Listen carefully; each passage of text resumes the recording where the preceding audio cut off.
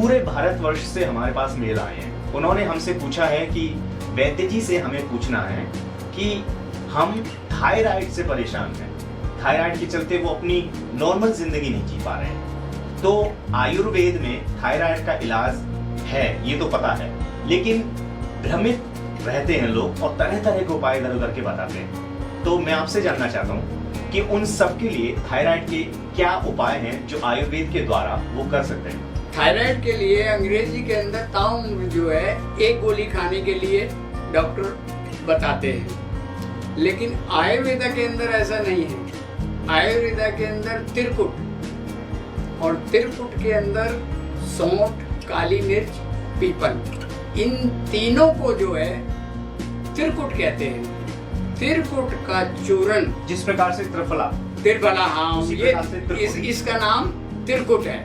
और त्रिकुट की 1 चम्मच की मात्रा, तीनों को कूट लेंगे, त्रिकुट हो गए अपने समान मात्रा। हाँ, जो है आधी चम्मच सुबह, आधी चम्मच शाम लेते रहें तो थायराइड के अंदर जड़ से भी खत्म हो सकती है। अरे वाह! तो इसको किसके साथ लेना, दूध या पानी? या पानी से ले सकते हैं, दूध से ले सकते हैं, क्योंकि त्रिकुट तो टेस्टी होता है, उसे किसी से भी ले सकते हैं। खाना खाने के बाद या पहले? खाना खाने के उपरांत। कितने देर उपरांत?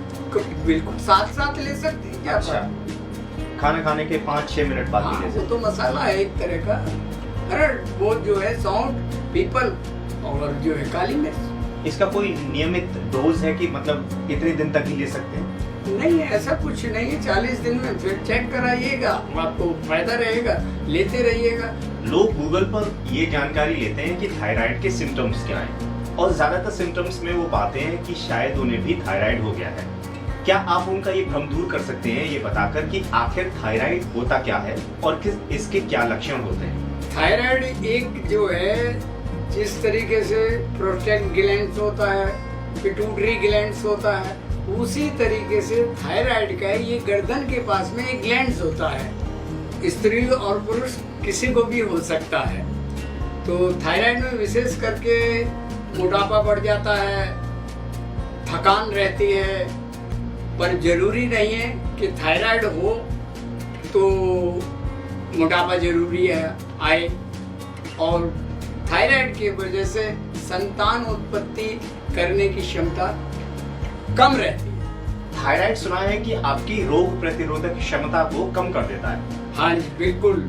ये थायराइड का जो रोगी होता है थका थका सा रहता है, कभी उसको जुकाम हो जाएगा, कभी उसको सर में दर्द हो जाएगा, कभी कुछ हो जाएगा, कभी कुछ हो जाएगा। लेकिन अगर फिर भी अगर ये सारे सिम्टम्स हमारे दर्शकों में किसी में भी पाए जाते हैं या फिर उनके किसी परिवार के सदस्य में किसी में भी पाए जाते हैं, जी। तो ऐसी कंडीशन में उनको ये नहीं सोचना चाहिए कि उनको वास्तव में थायराइड हो गया है। जिसको शक में नहीं रखना चाहिए, उन्हें तुरंत अपने डॉक्टर से मिलना चाहिए और इसके जो भी टेस्ट होते हैं वो कराने चाहिए। वो बिल्कुल कराने चाहिए, तीनों टेस्ट कराने चाहिए।